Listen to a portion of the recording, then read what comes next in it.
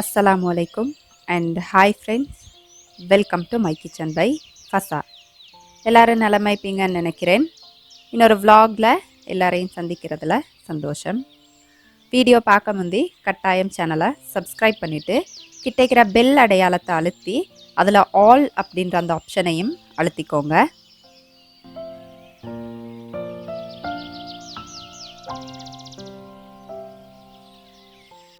இந்த கூட்டில் என்ன விசேஷம் அப்படின்னா என் மகள் 5 வயசு முடிய போகுது. தாலிங்குருவான் முடிச்சிட்டான். தாலிங்குருவான் அப்படின்னா அரபெழுத்துகள் எல்லாம் படித்து பெரிய குருவான் ஓதுறதுக்கு முதலாவது படிக்க வேண்டிய அந்த புக்.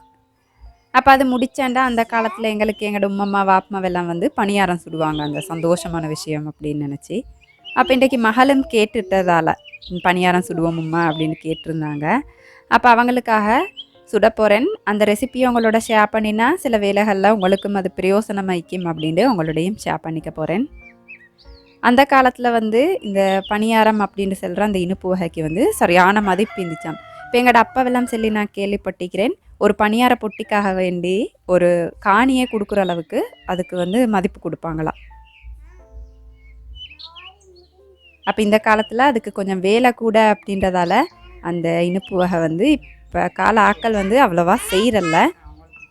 அப்போ நான் இன்றைக்கி செய்யக்கல அந்த ரெசிபியையும் உங்களுக்கு ஷேர் பண்ணிக்கிறேன்.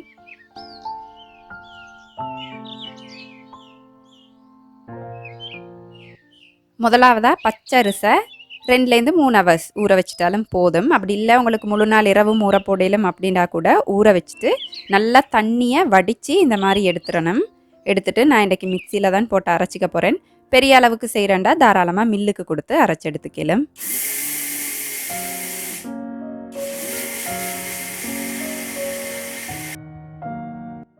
அரைச்ச பிறகு முதலாவதாக பெரிய கண்ணுள்ள மாவடியில் வச்சு அந்த கப்பி வாரத்துக்கு நான் கொஞ்சத்தை வடிச்சு எடுத்துக்க போகிறேன்.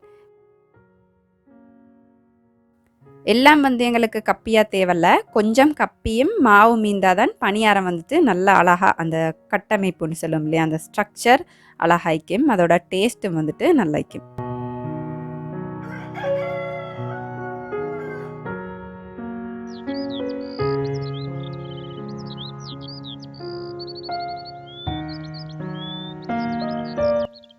நான் இன்றைக்கு செய்கிற ரெசிபிஸ்ட அளவுகள் எல்லாமே டிஸ்கிரிப்ஷன்லைக்கும். டிஸ்கிரிப்ஷன் அப்படின்னா இந்த வீடியோக்கு கீழே குட்டியாக ஒரு அம்பு குறிக்கும், அதை அழுத்தி பார்த்தீங்க அப்படின்னா உள்ளுக்கு நான் எல்லாம் டைப் பண்ணி வச்சுப்பேன்.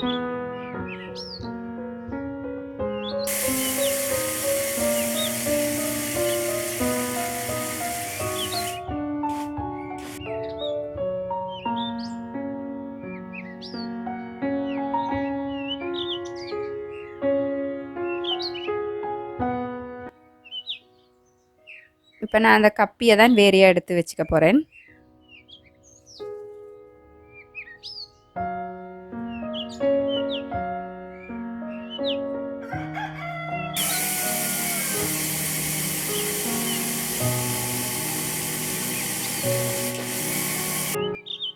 இப்போ மற்ற அரிசியெல்லாம் வளமையாக நாங்கள் மா அரைக்கிற மாதிரி சின்ன கண்ணுள்ள மாறி வச்சு இப்படி வடித்து எடுத்துக்க போகிறேன். இது நல்லா மா மாதிரியே இருக்கணும்.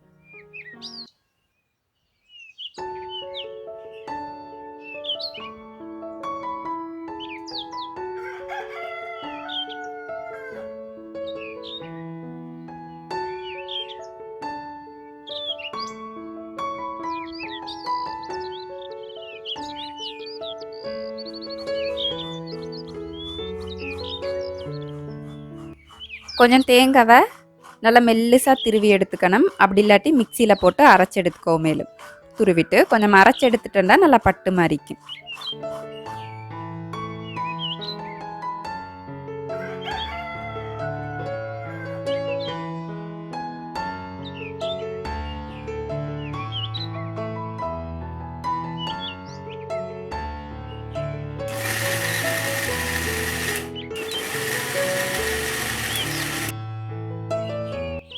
இப்போ சீனி கறக்கிறதுக்கு கொஞ்சம் சீனியை போட்டுட்டு நெருப்பை அளவான நெருப்பாக வச்சுக்கோங்க. இப்போ நல்லா நிறம் வர வரைக்கும் கறக்கி எடுத்துடணும்.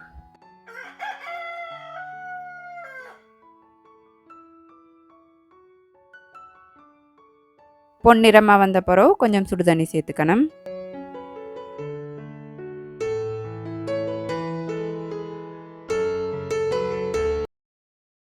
தண்ணி ஊற்றும் போது கொஞ்சமாக ஊற்றிக்கோங்க. இப்போ நிறைய ஊற்றிட்டேன்டா அந்த கலர் வந்து குறைஞ்சிரும்.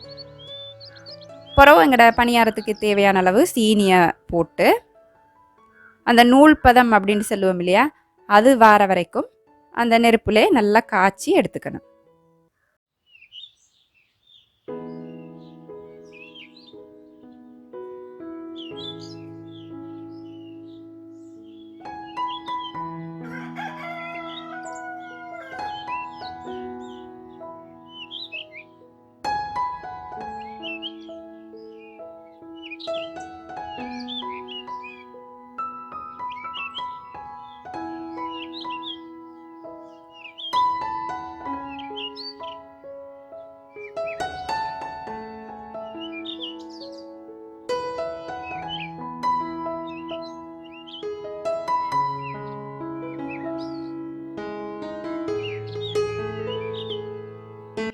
இப்போ நான் காட்டுற இந்த பதம் வந்த பிறகு நெருப்புலேருந்து எடுத்துடணும்.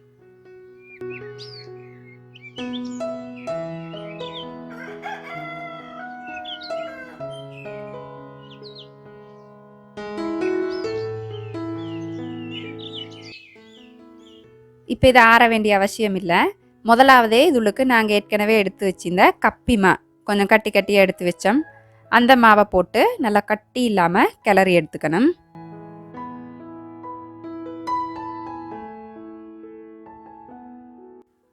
இதே பணியாரம் வந்து உங்களுக்கு கருப்பட்டி போட்டும் செய்யலும். கருப்பட்டி எல்லா இடத்துலையும் எந்த நேரமும் கிடைக்காது அப்படின்றதால தான் நான் இன்றைக்கி சீனி போட்டு செய்கிறேன். கப்பி நல்லா கரைஞ்ச பிறகு அதுக்கு நல்லா அரைச்சி வச்சிருந்த தேங்காவை போட்டு கலக்கிக்கணும்.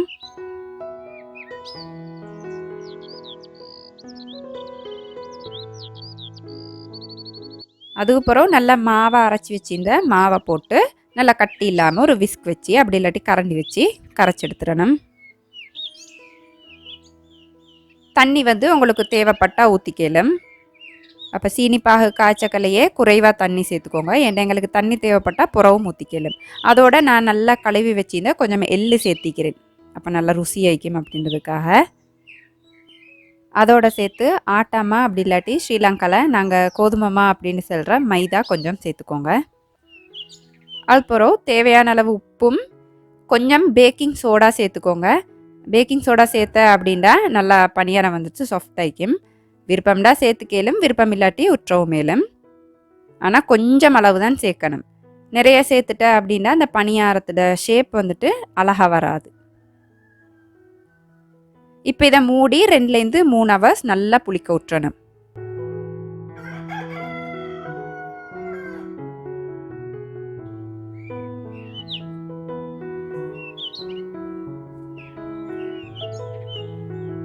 சரியாக 3 hours பிறகு பதம் வந்து பார்த்தேன்டா கன்சிஸ்டன்சி வந்து இதை மாறிக்கணும். அந்த பணியாரத்தை ஊற்றுற அளவுக்கு கன்சிஸ்டன்சி இருக்கணும். இதை விட லூஸாக இருந்தாலும் சரியாக வராது, இறுக்கமாக இருந்தாலும் நல்லா வராது. அப்போ உங்களுக்கு தேவையான சைஸில் செஞ்சுக்கலும். ஆனால் சின்னதாக செஞ்சேன்டா அழகாகவும் மீக்கும், நல்லா வேகும். நெருப்பை நல்லா குறவாக வச்சுட்டு எண்ணெயை வந்து தாச்சி ஃபுல்லாக வச்சுக்கோங்க. தாச்சி எடுக்கும்போது ஒரு குட்டி குழியான தாச்சா எடுத்துக்கணும். இப்போ ஒரு பக்கம் கீழே நல்லா வெந்து பொன்னிறமான பிறகுதான் அடுத்த பக்கத்துக்கு பிரட்டி போடணும். அது வரைக்கும் அது நல்லா மெதுவாக அந்த குறவான நெருப்புலே வேகணும். அப்படி இல்லாட்டி உள்ளுக்கு வந்து பச்சை ஆயிக்கும்.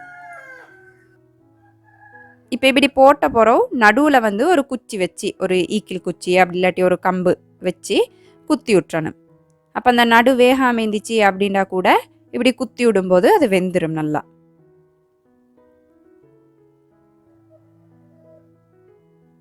ஷேப் அழகாக வரலண்டா கரண்டி வச்சு கொஞ்சம் அழுத்தி செஞ்சாண்டாலும் அந்த ஷேப் வந்துட்டு அழகாக வரும்.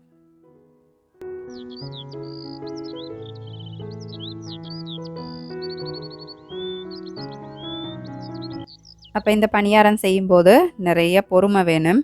ஏண்டா குறவான நெருப்பில் வச்சு மெதுவாக தான் சுடணும். எல்லாரும் சேர்ந்து செய்கிறேன்டா சந்தோஷமாக உமிக்கும், சுருக்கவும் முடிஞ்சிடும். அப்போ 2 தாச்சி 3 தாச்சி அப்படி வச்சு செய்வாங்க, நிறைய செய்கிறேன்டா. நான் இன்றைக்கி வந்து ஒரு தாச்சி வச்சு தான் செஞ்சேன். அதை சுற்றி எனக்கு கொஞ்சம் நேரம் பேத்திச்சு, ஏண்டா நான் நிறைய மாக்கு செய்கிறதால. 2 பக்கமும் நல்ல நிறம் வந்து வெந்த பிறகு இறக்கி வச்சிடணும். வச்சு எண்ணெயை வந்துட்டு நல்லா வடிய விட்டுறணும். நான் வந்து இந்த பொரிச்ச சாமான் எல்லாம் மண் சட்டி அப்படி இல்லாட்டி மண் முட்டியில் போட்டு தான் வைப்பேன். ஏண்டா அந்த மண் சாமான்கள் வந்துட்டு நல்லா எண்ணெயை வந்து இழுத்துரும். உங்கள்கிட்ட இல்லை அப்படின்னா நல்ல ஒரு வடி வச்சு எண்ணெயை வடிச்சிட்டு இந்த வாழை இலை அந்த மாதிரி அதுகளில் போட்டு வந்து நல்லா பரத்தி வச்சிடலும்.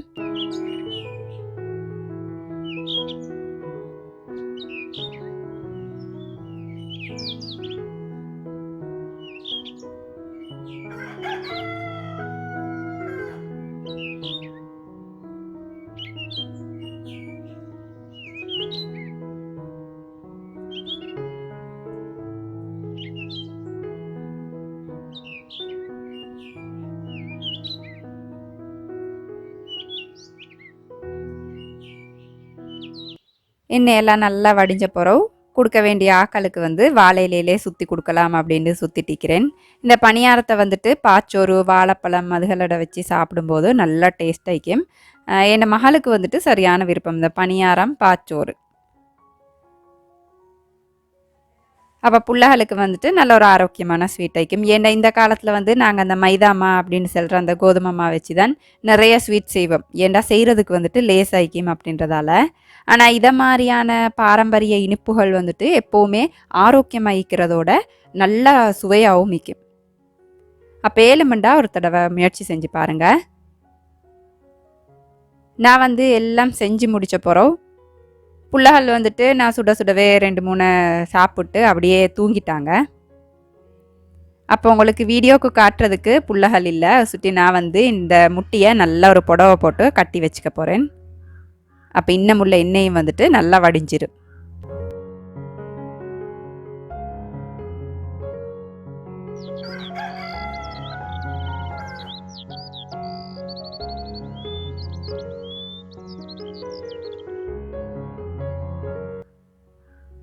அப்போ இன்றைக்கி வந்து டீ குடிக்கலை. நான் இந்த பணியாரத்தோட பிளேன் டீ ஊற்றி வச்சுக்கிறேன்.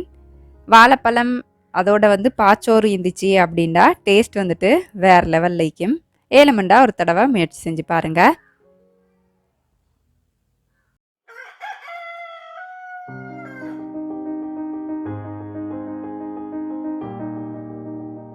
இந்த வீடியோ உங்களுக்கு சுவாரஸ்யமாக இருந்திக்கும் அப்படின்னு நினைக்கிறேன். ஸோ லைக் பண்ணுங்கள், ஃப்ரெண்ட்ஸ் அண்ட் ஃபேமிலி கூட ஷேர் பண்ணிவிட்டு மறக்காமல் சேனலை சப்ஸ்கிரைப் பண்ணிக்கோங்க. அளவாக சாப்பிடுங்க, அந்த அளவில் ஆரோக்கியத்தை அதிகமாக சேர்த்துருங்க. வாழ்க வளமுடன். தேங்க்ஸ் ஃபார் வாட்சிங்.